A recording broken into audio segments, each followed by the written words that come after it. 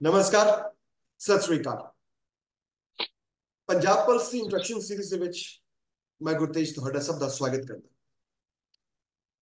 ਅੱਜ ਸੰਸਦ ਭਵਨ ਦੇ ਵਿੱਚ ਪੁਰਾਣੇ ਸੰਸਦ ਭਵਨ ਦੇ ਵਿੱਚ ਇੱਕ ਐਨਡੀਏ ਦੀ ਬੈਠਕ ਹੋਈ, ਜਿਸ ਦੇ ਵਿੱਚ ਸਰਬਸੰਮਤੀ ਦੇ ਨਾਲ ਨਰਿੰਦਰ ਮੋਦੀ ਨੂੰ ਆਪਣੇ ਦਲ ਦਾ ਨੇਤਾ ਚੁਣ ਲਿਆ ਗਿਆ ਤੇ ਹੁਣ ਉਹ ਰਾਸ਼ਟਰਪਤੀ ਨੂੰ ਸਰਕਾਰ ਬਣਾਉਣ ਦੇ ਲਈ ਆਪਦਾ ਦਾਵਾ ਪੇਸ਼ ਕਰਨ।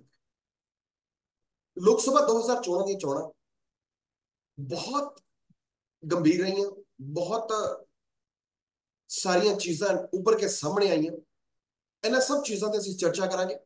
ਸਾਡੇ ਨਾਲ ਨੇ ਇੱਕ ਵਿਸ਼ੇਸ਼ स्कॉलर, राजनीतिक विशेषज्ञ राहुल तिवारी जी, नमस्कार। नमस्ते, सत श्रीकाल जी। सत श्रीकाल राहुल जी। इस बार के जो चुनाव रहे हैं 2024, आज एनडीए ने अपना नेता चुन लिया है नरेंद्र मोदी जी को, और वो दावा अभी पेश करेंगे राष्ट्रपति जी के सामने कि वो अपनी सरकार बनाने जा रहे हैं। लेकिन इस चुनाव में बहुत सारी बातें जो रही, जिसपे हम आपसे चर्चा करना चाहते हैं, आपसे जानना चाहते हैं कि वो सब कैसे हुआ है ना। तो चुनाव जी जी। के बाद जो हमारे मुख्य चुनाव आयुक्त थे, उन्होंने एक गुड न्यूज दी कि इस बार जो चुनाव में जो वोटर्स थे, वो सबसे ज्यादा वोटर्स, एक रिकॉर्ड पेश किया उन्होंने कि जो जितनी भी G7 की कंट्रीज है, उनकी पॉपुलेशन से ज्यादा जो हमारी है वोटिंग हुई, यूथ की वोटिंग हुई है ना। तो इट्स गुड कि जो यूथ है वो इलेक्शंस में भाग ले रहा है। यूथ की जो साइकी है, जो उसकी सोच है, वो एक पुरानी पीढ़ी से अलग है।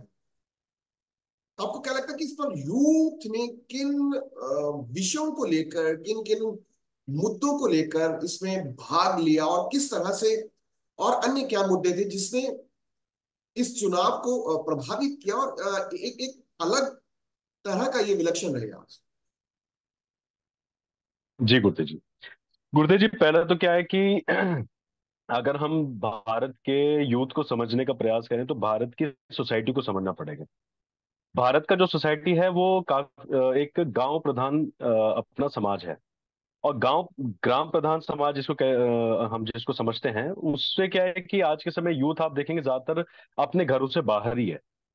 और घरों से बाहर होने का कारण क्या है कि जो सोशलाइजेशन है काफी हद तक वो कम हुआ है, जो हमारे बड़े बुजुर्गों के साथ बैठकर चर्चा होती थी। तो जो सिविलाइजेशनल इश्यूज होते थे और ऐसे कई तरह के जो मुद्दे होते थे जो कि आपको 5 साल में 10 साल में भूल नहीं सकते, वो जनरेशन तक खिंचती हुई चली जाती है। लेकिन आज के जो सोशल मीडिया का, जिसमें लगभग ज्यादातर यूथ सोशल मीडिया सेंट्रिक हो गया है, ये अपने लिए चैलेंज भी है। एट द सेम टाइम इसमें पॉजिटिव चीजें भी हैं, क्योंकि नई नई चीजें उसको, नॉलेज को समझने का, एक अपना विषयों को समझने का उसके पास एक आधार भी है। लेकिन यही है कि नैरेटिव की दृष्टि में कौन अपना नैरेटिव कैसे कितने कम समय में बना पा रहा है, वो बड़ा महत्व का कारण है। तो अगर यूथ की इन पर्टिकुलर बात करें तो आप देखिए कि भारत, अगर हम भारतीय जनता पार्टी के अभी इस इलेक्शंस की बात करें, तो एक आपके हमारे जनरेशन का यूथ हो गया जिसको जनरेशन वाई कहते हैं। राइट। एक है जनरेशन जेड, जेनजी जिसको कहते हैं हम। राइट। एंड पॉपुलरली क्या है कि हमारी जो जनरेशन है वो, उन्होंने 2008 9 10 11 12 का वो एक टाइम पीरियड देखा था जहां पे महिला के साथ हमने देखा है कैसे निर्भया का गैंग रेप केस जो है बहुत ज्यादा हाईलाइट होता, पूरा यूथ रोड पे निकल गया था। एक एक जन जन भावनाओं में वो सब विषय चले गए थे। दूसरा, करप्शन से हमारा देश काफी ज्यादा, उन सब कई एक करप्शन स्कैंडल्स नहीं थे, बहुत सारे थे जो कि नरेंद्र मोदी भी 2014 तक और कुछ हद तक 2019 के चुनाव में भी उसको भुनाने का प्रयास करा। लेकिन 2014 का जो विन है जो बीजेपी का, वो वही एक कारण बना। वही एक कारण नहीं, उनमें कईयों में से एक कारण था। दूसरा, 2008-9 के समय, या आप उस समय का अगर समाज जिस स्थिति में था, कभी भी कहीं भी बम ब्लास्ट हो रहे हैं, दिवालियों पे ऐसा चर्चा होती थी समाज में कि भाई अपने घरों से दिवाली पे बच्चों को नहीं भेजते थे, क्योंकि 2008 में यहीं पे मैं स्कूल में ही था। तो हमारे कुछ एक टीचर्स के रिलेटिव्स भी, मतलब सरोजिनी नगर में जो ब्लास्ट हुआ, मर गए। फिर भारत के भी कई नाना प्रकार के जो अपने राज्य हैं वहां पे भी ब्लास्ट हुए। मैंने अपने बुक में भी जो प्यूरिटन मूवमेंट है उसकी इंट्रोडक्शन में एकदम स्टार्टिंग में ही मेंशन करा है, एक एक्रोनिम था जो नवभारत टाइम्स ने अपने उसमें मेंशन करता है, BAD नाम से। बैड। बैड क्या था? बेंगलोर, अहमदाबाद, दिल्ली। तो ये तीन प्रोमिनेंट बड़े प्लेसेस जो है यहाँ पर बॉम्ब ब्लास्ट हुए, और उस समय उसी समय आसपास आप देख लीजिए कि 26/11 मुंबई पे हमला भी होता है। तो भारत किस तरह की परिस्थिति में था, वो जो एक समय था, वो हमारा जो जनरेशन वाई की अगर बात करें, क्योंकि उसने उस परिस्थिति को देखा है। आप ये देखिए, घोटालों में ऐसा भी हो गया था कि जो आदर्श कैंप घोटाला भी था, मतलब उसमें आदर्श सोसाइटी थी। उससे मैं एक विद्यार्थी उस समय जो 12वीं में या ग्रेजुएशन में अपना जा रहा था, तो उस समय वो भी बहुत विचलित हो रहा था। मैं अपने स्टूडेंट से ये चीजें, अपने सॉरी टीचर से ये बातों की चर्चा करता था। अब आप देख लीजिए कि वो एक समय था जो कि हमने, मुझे लगता है हमारी जनरेशन ने उस चीज को फील करा है, फेस करा है। अब वही चीज आकर आ जाता है 2014 में, रिफ्लेक्ट होता है चुनावों में। क्योंकि फर्स्ट टाइम वोटर्स जो थे, मैं भी, मेरा जो लोकसभा का पहला इलेक्शन जो मैंने कभी वोट करा, तो वो 2014 का ही लोकसभा इलेक्शन पहला था। तो फर्स्ट टाइम वोटर्स डेफिनेटली बहुत बड़ा इंपैक्ट डालते हैं, क्योंकि एक बड़ी पॉपुलेशन होता है यूथ। अब वहीं पे ही जैसे आप देखिए 2019 में, ऐसा 2014 में कोई बहुत एग्जेम्पलरी या बहुत बड़े हिस्टोरिक काम बोलेंगे हम तो भारतीय जनता पार्टी ने ऐसा वो नहीं करे, मतलब डेफिनेटली इकोनॉमिक एंगल पे, कई सारे एंगल्स पे करे, लेकिन 2019 ऑनवर्ड्स उन्होंने करे जब दोबारा सत्ता में आए। लेकिन 2019 में सत्ता में कैसे आए, तो वो आप देखेंगे पुलवामा जब वाला जो विषय था, उससे एक आम जो यूथ था, अगेन फर्स्ट टाइम वोटर्स, हर 5 साल में आपकी एक जनरेशन बदलती नहीं आती, लेकिन हाँ एक नए नए वोटर्स की खेप तैयार हो जाती है, और 10 साल में जनरेशन पूरी चेंज हो जाती है। इस समय पे 2019 में भी जो फर्स्ट टाइम वोटर्स था, वो आतंकवाद से बहुत ज्यादा लड़ना चाहता था, वो खुद जाके ग्राउंड पर लड़ना चाहता था, लेकिन उसकी जो क्षमता थी, तो उसने वोट के आधार पर वो वोट दिया, और अल्टीमेटली भारतीय जनता पार्टी बहुत मेजोरिटी वोट से आई।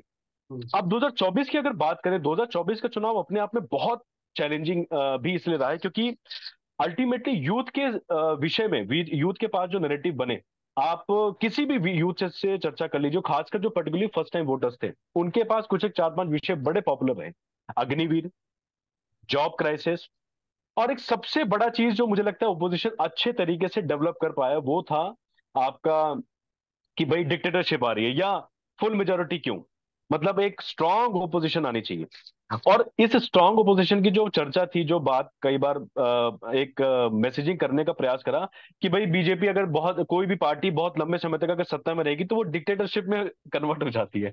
तो हमारा जो फर्स्ट टाइम वोटर्स है, पर्टिकुलरली 2024 की अगर बात करें, तो उसने वो समय नहीं देखा, उसने वो नहीं देखा कि एक करप्शन में कैसे कोई पॉलिटिकल पार्टी का लीडर कभी जेल जाता ही नहीं था, बड़े लोग कभी जेल जाते नहीं थे, लेकिन इस बार जाने लगे। लेकिन इसी चीज को बुनाया ओपोजिशन ने, और ओपोजिशन ने ये सक्सेसफुली नए वोटर्स और पर्टिकुलरली यूथ के माइंड में ये आई मीन इनकॉर्पोरेट कर दिया, उनके माइंड में इनकलकेट हो गया कि जो बीजेपी फुल पूरी तरह के सत्ता में आएगी और पूरी एकदम हाईएस्ट मेजोरिटी होगी, तो अल्टीमेटली वो एक समय डिक्टेटरशिप एक लेके जा सकती है। इन मुद्दों को मुझे लगता है यूथ जो है वो कई अच्छे तरीके से उन्होंने इनको मुद्दा बनाया, मुद्दा बने भी।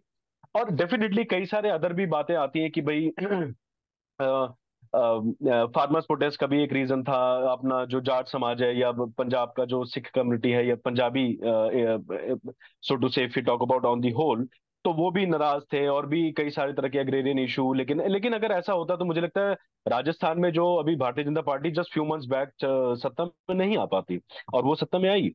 तो ये अभी वहीं पे नहीं, आप देखिए मध्य प्रदेश में भी तो सिर्फ वही मुद्दे, लेकिन उन्होंने ऐसे ही मुद्दों ने बहुत ज्यादा इम्पैक्ट करा भारतीय जनता पार्टी को, ऐसा नहीं है।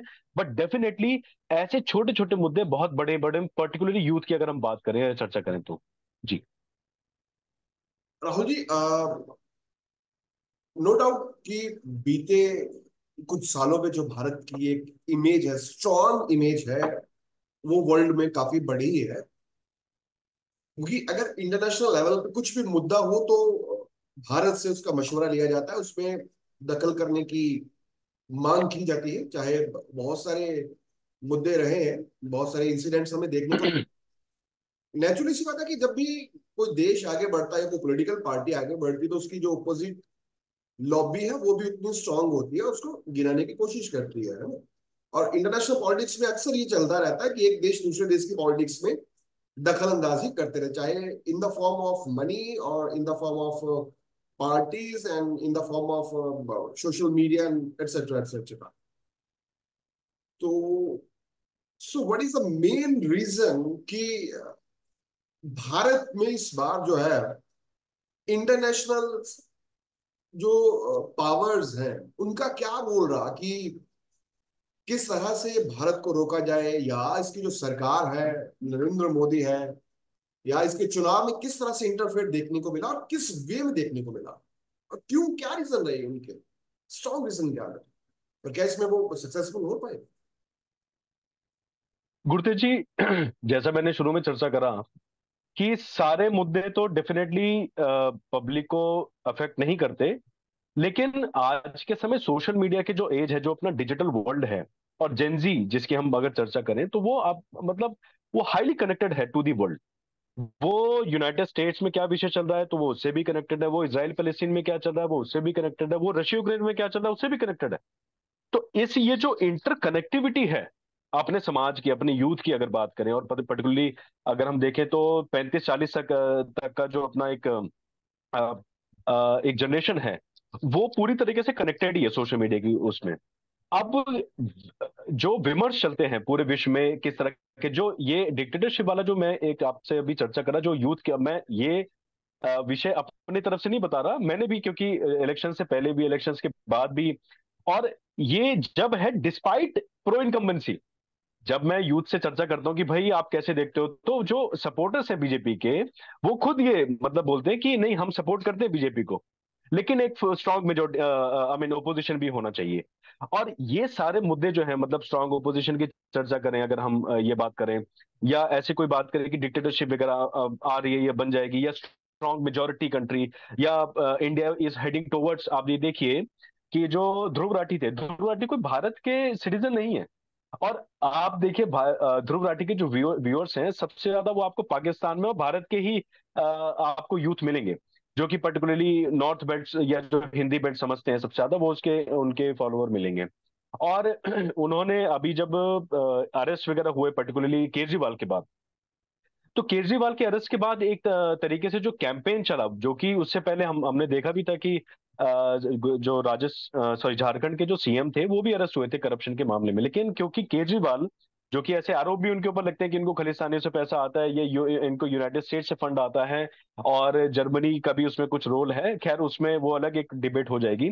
लेकिन इसके ऊपर एक डिसइंफो लैब ने भी काफी अच्छे से एक अपना पूरा थ्रेड अपना निकाला है कि कैसे पूरे भारत के इलेक्शंस को सैबोटैज करने का प्रयास करा गया।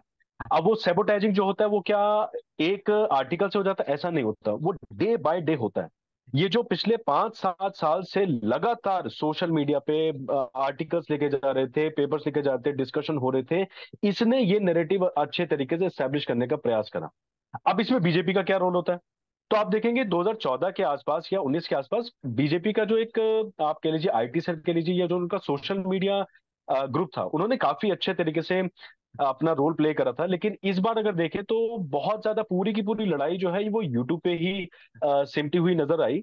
और दूसरी चीज, बाकी जो सोशल मीडिया हैंडल्स हैं उसमें जो ये डीबंकिंग जो था, I mean debunking of distorted facts या मैनिपुलेटेड इश्यूज, इसको कभी भी बहुत अच्छे तरीके से मुझे नहीं लगता रख पाए, जिसकी वजह से हमारे सभी आई मीन जनमानस में तो नहीं कहूंगा, लेकिन हाँ एक बड़े सेगमेंट में ये सारे मुद्दे और विषय मोदी के खिलाफ पर्टिकुलरली ये बने ही। और उसमें कुछ इंटरनेशनल इश्यूज भी आ जाते हैं, पर्टिकुलरली अगर हम बात करें जैसे रशिया यूक्रेन वॉर की बात भी चर्चा कर लें, या अभी अपना जो इसराइल पैलेस्टीन वाला जो रफा वाला बहुत ज्यादा इन सब इश्यूज का भी रहा, तो अल्टीमेटली इंटरनेशनल सैबोटैजिंग हुआ ही है। और उसके कई तरीके हैं जो कि हम इसको सही से, मुझे लगता है भारतीय जनता पार्टी सही से उसको टैकल नहीं कर पाई जी। तो फाइनली आज, जैसे हम पहले बात कर रहे थे कि आज ऑफिशियली उनकी अनाउंसमेंट हो चुकी है कि हम, हमारी फुल मेजोरिटी है घटक दलों की, एनडीए की गठबंधन के साथ उनकी है। तो ये जीत सोशल मीडिया पे अगर हम देखें तो एक खास तरह का माहौल है, जिसमें देशों लाइक जो है इंडिया अलायंस है, दे आर विन, है ना, वो जीत गए, एंड एनडीए हार गया, है ना, कुछ इस तरह का ही माहौल देखने को। ये वर्ल्ड मीडिया में और मीडिया में बहुत ज्यादा चला। जी जी। और चलिए, भारत का जो मीडिया उसमें तो हम देखते हैं, और तो जो वर्ल्ड मीडिया है वो इस विक्ट्री को, इस इलेक्शंस को किस नजरिए से देख रहा है, वो कैसे प्रेजेंट कर रहे हैं इस चीज को, क्या उनकी क्या राय है इस चुनाव को लेकर, इस विक्ट्री? जैसा कि जी जी जी, जैसा कि आप अभी मैंने चर्चा में ही बताया कि लगभग क्या होता है कि इंटरनेशनल जो ये वर्ल्ड मीडिया होता है, आज भी हमारा जो कॉलोनियल माइंडसेट है वो सही तरीके से उभर गया है ऐसा नहीं है। तो अल्टीमेटली एनवाईटी क्या लिखता है, बीबीसी क्या लिखता है, द गार्जियन क्या लिखता है, राइटर्स क्या लिखता है, एपी एपीज क्या लिखती है, वो बड़ा मैटर करता है अपने यूथ को, रादर देन भारत का मीडिया क्या लिखता है। और भारत का मीडिया भी कोई हर तरीके से बहुत पॉजिटिव लिखता है ऐसा नहीं है। और आप भारत के मीडिया के उस रिगार्डिंग भी देखेंगे तो बहुत ज्यादा ऐसे ही एक नैरेटिव बना कि एज इफ बीजेपी ने या एनडीए ने इलेक्शन लूज करा। देखे तो ये एनडीए ने इलेक्शन लूज डेफिनेटली नहीं करा है, क्योंकि जैसे मैंने भी पहले ही आपको बताया कि बीजेपी को ये प्रो इनकम्बेंसी था। इस प्रो इनकम्बेंसी में एक जो नैरेटिव एस्टैब्लिश हुआ कि नहीं, फुल मेजोरिटी की वजह से ये दिक्कत आता वो दिक्कत आता, ये डेफिनेटली थ्रू वर्ल्ड मीडिया और अपने भी जो ओपोजिशन पार्टीज हैं वो अच्छे तरीके से बना पाए। लेकिन मैं आपको कुछ चार इंपॉर्टेंट जो मीडिया हाउसेस हैं उनका, वैसे तो बहुत ज्यादा हो जाएगा लेकिन मैं चार पांच को, आपका जो उनकी हेडलाइंस है मैं आपको उसको कोट करके बताता हूँ कि जी। कितना बढ़िया तरीके से उन्होंने इस रिजल्ट को बताया। अब द गार्जियन है, द गार्जियन का एक आर्टिकल है, हना एलिस पीटरसन है, इनके साउथ एशिया कॉरेस्पॉन्डेंट है, और ज्यादातर इनके आर्टिकल्स आप पढ़ेंगे तो बहुत हाईली एंटी इंडिया रहते हैं, उनमें कोई भी ऐसा गवर्नमेंट के रिगार्डिंग कुछ भी अच्छा स्टेप है तो कभी शी हैज नेवर रिकॉग्नाइज्ड। उनका आर्टिकल है द गार्जियन में, वो लिखती है, एनालिसिस है, Narendra Modi loses aura of invincibility as predicted, landslide fails to materialise. तो मतलब नरेंद्र मोदी अल्टीमेटली हार गए हैं, ये ऐसा कहना चाह रही हैं। और दूसरा एक आर्टिकल है अपना, the famous, the infamous I would say, the New York times, इसमें लिखा हुआ है कि Narendra Modi fail to earth after making it all about himself. आप देखिए कि जो मोदी गारंटी, और वो ये इशारा इस पे करना चाह रहे हैं कि जो मोदी की गारंटी थी वो अल्टीमेटली फेल हुई और मोदी हिमसेल्फ गॉट फेल, तो वो इसीलिए after making it all about himself और फेल टू अर्थ, मतलब ऐसा हुआ कि पूरा भाई मिट्टी में मिल गए, ऐसा इन्होंने लिखने का प्रयास करा एनवाईटी में। फिर एक ये तो मैंने आपको बताया, जैसे द गार्जियन होगा यूके का, हो गया आपका एनवाईटी यूएस का, हो गया देन ऑस्ट्रेलिया का एक न्यूज सॉरी मीडिया हाउस है एबीसी। एबीसी क्या लिखता है इंडियन इलेक्शन रिजल्ट के regarding, Narendra Modi wanted a 400 seat landslide but he was handed a victory that feels like a defeat. Yet again वो इसको भी यहाँ पे ऐसे कोट करे like it was a defeat, ठीक है। देन राइटर्स येट अगेन, एक बहुत पॉपुलर न्यूज एजेंसी है जो कि आई थिंक इसका जो सर्कुलेशन है और इसका जो पर्कुलेशन है अक्रॉस दी ग्लोब सबसे ज्यादा है। वो लिखता है, India BJP concedes defeat in Ayodhya where Modi open grand Ram temple. आप ये देखिए, ये जो डिफीट इन अयोध्या है इसको इसी पर्टिकुलर इसको लेके बीजेपी सपोर्टर्स में भी निराशा है कि भाई अयोध्या में हार गए, और इसी वजह से आप देखेंगे यूपी के रिगार्डिंग बहुत सारे वो कटप्पा वाले मीम्स बन रहे हैं कि उसको बीजेपी को राइट। पीछे से अटैक कर दिया। और बट क्योंकि I also come from Sultanpur और उसी नेबरिंग आई मीन डिस्ट्रिक्ट है, तो वहां भी मेनका गांधी खड़ी थी। Maneka Gandhi used to come, मतलब she has visited I mean numerous times, वो वहां पे हॉस्पिटल भी एक स्टार्ट करवाए वगैरह, ये सब चीजें काम करा है उन्होंने। और वहां से भी आप देखिए हार गए, रायबरेली जो पूरा अवध क्षेत्र आप कहेंगे, और if you know consider the whole Purvanchal और अवध बेल्ट, तो यहाँ पे तो बीजेपी हारी है। उसमें ये भी एक कारण है कि बीजेपी का जो खुद का असेसमेंट रहा है इसमें, जो ये नारा दिया 400 पार, मुझे लगता है ये नारा ही प्रॉब्लमेटिक था। ये नंबरिंग जब आप कभी दे देते हो ना तो लोगों के, आपके वोटर्स के माइंड में एक नंबर आ जाता है, ठीक है 400 पार है तो 370 तो ले ही आएंगे। तो ये जो नंबरिंग थी अल्टीमेटली यही काउंटर प्रोडक्टिव हो गया फॉर द बीजेपी। और जो कि मुझे लगता है कि in future they should not indulge such such kind of ये जो नंबरिंग वाला था। एंड एक और चीज अगर इसमें, इसी क्योंकि वर्ल्ड मीडिया के रिगार्डिंग जैसे एक, अयोध्या वाला चर्चा हुआ, तो अयोध्या में ऐसा नहीं है कि सिर्फ और सिर्फ वर्ल्ड मीडिया के उससे वजह से ही हारे। मुझे लगता है जो ग्राउंड असेसमेंट है बीजेपी का वो उसकी वजह से भी ये पर्टिकुलरली इन अयोध्या हारे हैं। क्योंकि जब डिस्कस करते हैं पर्टिकुलर अपने रिश्तेदारों दोस्त यारों से सबसे चर्चा करते हैं, तो ये भी ध्यान में आता है कि अल्टीमेटली वहां पे जो घर जो वहां से हटाए गए, जो वहां से एक रोड रोड का चौड़ीकरण हुआ, और जिनको मतलब वहां पे लोकल्स वोट देना चाहते थे उनको सीट ना देके, उनको सीट ना देके किसी ऐसे व्यक्ति को सीट देना जो कि जिनकी तरफ मतलब बहुत एक्सेप्टेबिलिटी नहीं है पर्टिकुलरली। और इस तरीके के चौड़ी जो रोड का चौड़ीकरण करण वगैरह हुआ था, आई मीन ये, और उसका जो कायाकल्प हुआ उसमें लोकल्स अफेक्ट हुए।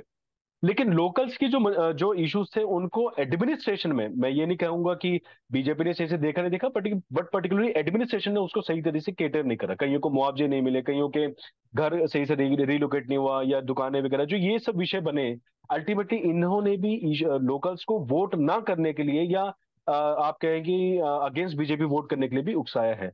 तो मतलब ये सब भी एक वो है। लेकिन अब हम बात करें, क्या ही कर सकते हैं, वो जो क्या होता है जो जब चिड़िया चुग गई खेत। जी। एंड व्हाट अबाउट बीबीसी, उनका कुछ प्रतिक्रिया है, कुछ स्पेशल? बीबीसी वही, आप देखिए पूरा वर्ल्ड मीडिया जो है वो पूरी तरीके से मतलब बीबीसी का इसी के रिगार्डिंग पूछ रहे हैं, राम अयोध्या के रिगार्डिंग, या किसका? Overall victory. हाँ, वो बीबीसी, बल्कि बीबीसी ने बहुत अच्छा, आप देखिए बीबीसी हिंदी ने, उन्हीं ने ही बहुत अच्छे तरीके से ये अयोध्या वाला रिपोर्टिंग करा हुआ है। और उनके बाद पॉपुलर भी बहुत ज्यादा हुआ उसी के बाद। आप देखिए जितना क्लिप्स वायरल हो रही है वो बीबीसी का ही है, अयोध्या वाला। और दूसरी चीज की, यहाँ पे जो बीबीसी का वो है, वो अल्टीमेटली इन्हीं के जैसा ही है, जो डिफीट की तरह, जो विक्ट्री है उसको डिफीट की तरह दिखाना। तो ये था जी। अभी आज कुछ देख रहे थे, भाषण सुन रहे थे माननीय प्राइम मिनिस्टर जी का। उसमें कुछ वो भी मीम्स टाइप अच्छा जोक मार रहे थे, रोस्ट कर रहे थे कि भाई ईवीएम जिंदा है कि नहीं है ना, क्योंकि इस बार ईवीएम का भी श्योर तक सुनाई नहीं दिया। क्योंकि ऑलमोस्ट पहले अपोजिशन लीडर्स कहते थे कि भाई अगर इनकी आती है 300 प्लस सीट्स तो ये है। तो बट फाइनली 303 सीट्स के साथ वो अपना दावा पेश करने जा रहे हैं, है ना। तो इस बार राहुल जी, पहले बीजेपी के पास स्वयं जो है बहुमत का आंकड़ा है वो उनकी अकेली पार्टी के पास था, बट इस बार नहीं है। जी जी। तो हम्म। नेचुरली सी बात है कि जब हमारे पास पूर्ण बहुमत नहीं होता, हम सहयोगियों के साथ मिलके गवर्नमेंट रन करते हैं, तो बहुत सारी दिक्कतें आती है ना। क्योंकि हर एक पार्टी की अपनी एक जी जी। विचारधारा होती है।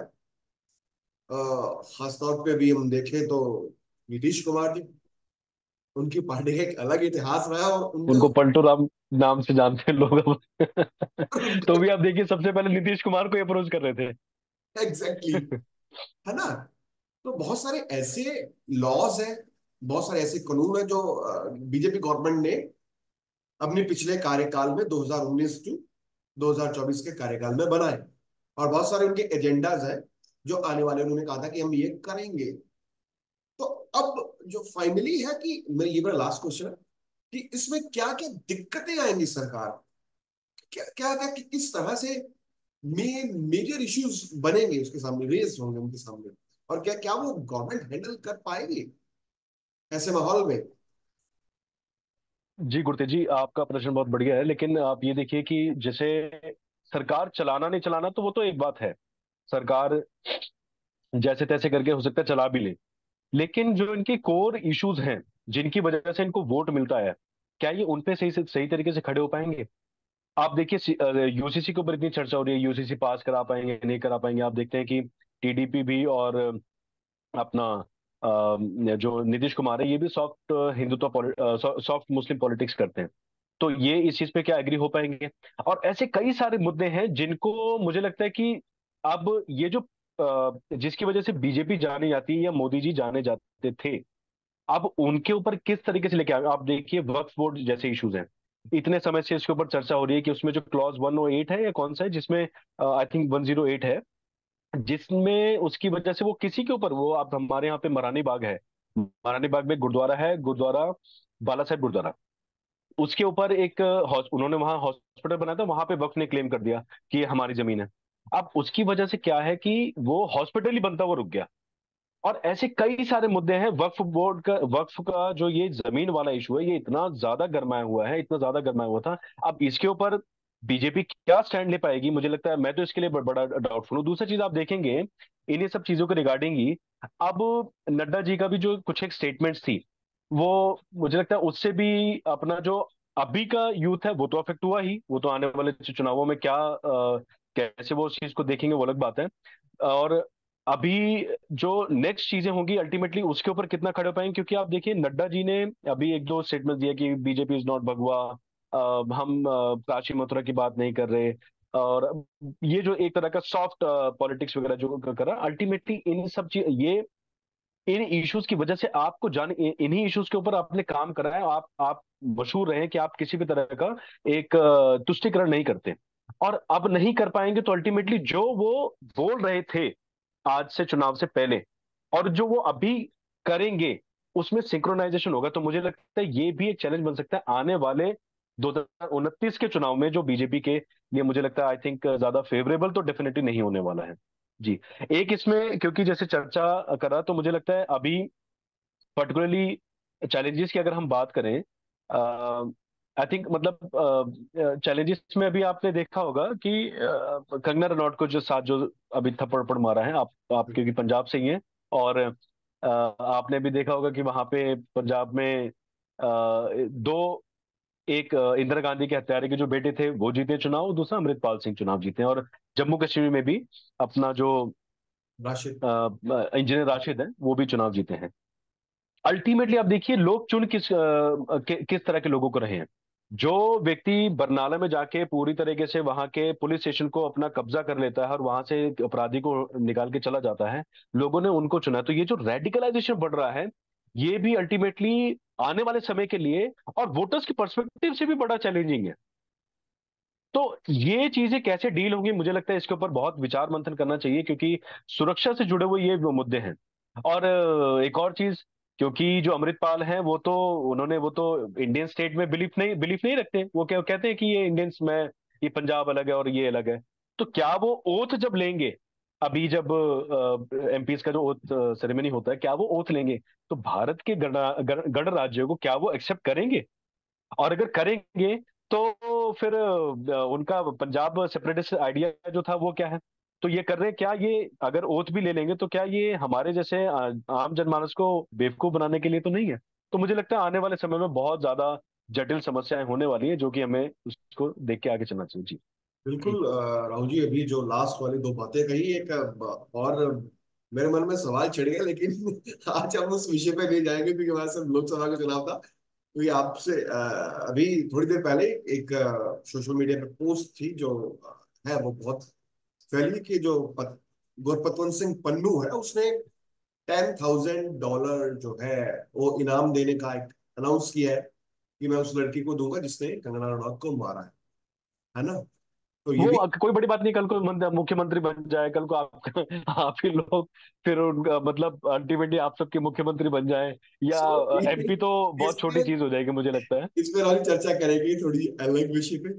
फिलहाल आप आपने हमें समय दिया और बहुत इंपॉर्टेंट पॉइंट्स हमारे साथ डिस्कस किए, और स्पेशली इंटरनेशनल लेवल पे क्या इसकी साख हुई, क्या प्रभावित करने की कोशिश की, ये पॉइंट्स आपने बहुत अच्छे तरह से हमें और हमारे दर्शकों को समझाए।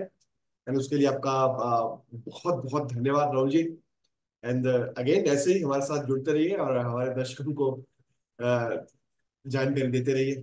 फिर मिलेंगे जल्दी जी। किसी नए मुद्दे के साथ। नमस्कार। नमस्ते, सत श्री अकाल। सत श्री अकाल।